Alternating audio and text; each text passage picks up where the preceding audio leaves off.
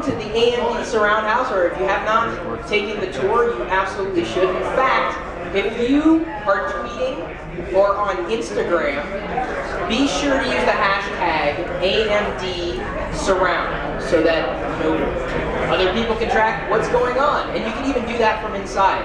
You can take pictures and video and tweet. This is a completely public thing and everything.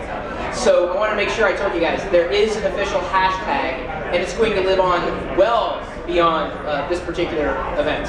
So my name is Pirillo, and I'm just a geek who's very passionate and loves gadgets. So I'm curious now what kind of mic I'm holding on to right now, more than anything. But I'm also very grateful for being here, and thanks to AMD for putting this on.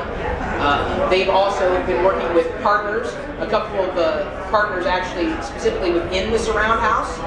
Vizio is the company or the vendor that's powering the monitors and the screens inside the SurRound House, and HP is powering the laptops or the computers inside, or what you would see inside. Good partners.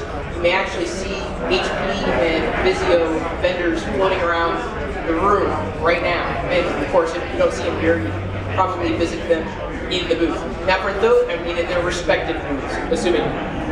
For those of you who are wanting to go to the PepCom event, there are going to be buses just outside at 6:30 to take you there.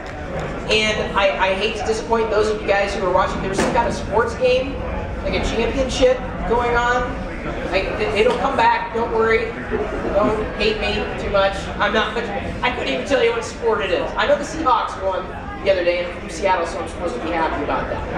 Another thing I wanted to say, and I'll say it again after a bit, is that AMD just launched a community website, or part of their website, an official community at amd.com/community. And before I forget, you can sign up for that community here. And if you sign up for the community here, get signed up and going, they're giving redeem codes out to games Far Cry 3, Hitman, and Sleeping Dogs.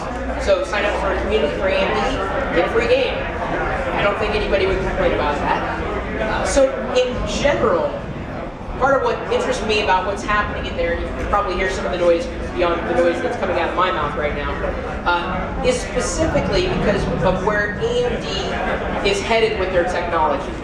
And while I do love computers and computing in general, the idea of technology becoming increasingly pervasive rather than invasive is something that's extremely interesting to me. And so when AMD CTO Mark Papermaster started talking about surround computing, that got me very interested, extremely interested. Natural user interfaces, being able to talk to a computer, to just speak, to act, to have gestures, and then this environment around you react to what you're doing. And the future, I'd like to believe, is, I'm assuming we have some Star Trek fans in the room. Yes. Yes. Not just original series. The holodeck. We're heading that way. And AMD has got the underlying technology to help get us from point A, where we are today, where technology is still a little invasive, to being a bit more pervasive. But it's not just about the one gadget. It's about being able to walk into a room and have that room react to you. To speak to it and have that room automatically know it's you and not your wife or your spouse. I'm sorry, my wife's over there. Hi, wife. And that, to me, is important if we are going to, as a human race, embrace technology as a part of our identity. Let's face it, we all have smartphones on us, right? We go everywhere with technology. It melts into our lives. And so to be able to have an experience that is immersive and just works, not just the devices themselves, but even connected to the cloud. These are the types of things that AMD is just now starting to look into. And I'm very, very grateful that they're doing this, because I need a life like this. That, I like technology, I just like when it melts into my life. And so I'm going to introduce to you JT, and I can say JT even though it's John. JT, he goes by, Global Director of Product and Technology Marketing. I had to write it down. And could you come up here and tell us a bit more about the SurRound House? Because it's really, this is different. It is different. And what can someone expect when they walk in? Yeah, and thank you, Chris, for being here. Thanks all of you for being a part of this tonight. So I love your description of the idea of technology surrounding you and you say melting into you. Yeah, just. I think that's kind of what this demo was like. It's pixels melting into you, it's audio melting into you that's coming from all directions. So you mentioned that Vizio is one of our partners in bringing this technology to life. So it's picture yourself stepping into a room, and in that room you are surrounded by displays. In this case, the creative device is that we position the displays like they were windows in a cabinet. And you can think about, if you play games, you think about movies, how often you're set, it's kind of an indoor location. And those displays are 1080p displays, about 55 inch, all being powered by a single PC. And what we call non-contiguous AMD Infinity technology. So a lot of the folks here tonight, a lot of your fans are probably familiar with Infinity, which is the idea of typically putting 3 displays together in one super large surface to get a viewing experience that engages your peripheral vision, really helps with the gaming experience.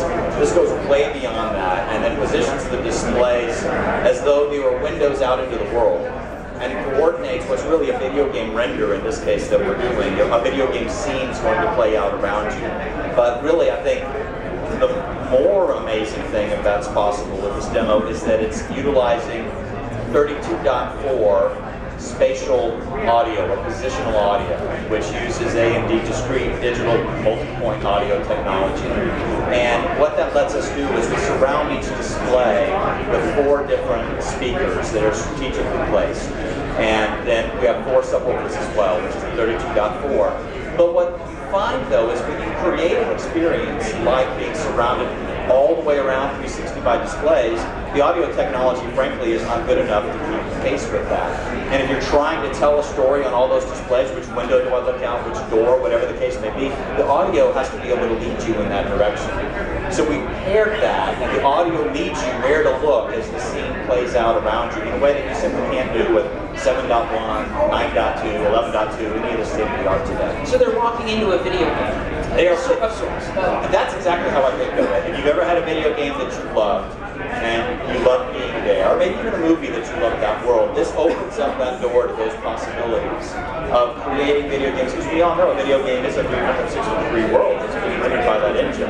This is letting you experience it not just like a horse with blinders on, but to actually turn and go wherever you want to. So then, obviously, it's a great showcase of the technology. Is there an underlying purpose for the demo in general? It is. Well, let's take this. I mean, it is a proof of concept, but it is usually using all AMD commercially shipping hardware. So it's powered, like I said, by a single PC. It has amazing. It is. It's an FX 8150 8-core CPU with 3 professional graphics cards, our Fire Pro graphics, Fire Pro 8000 series. So that's stuff you can buy today.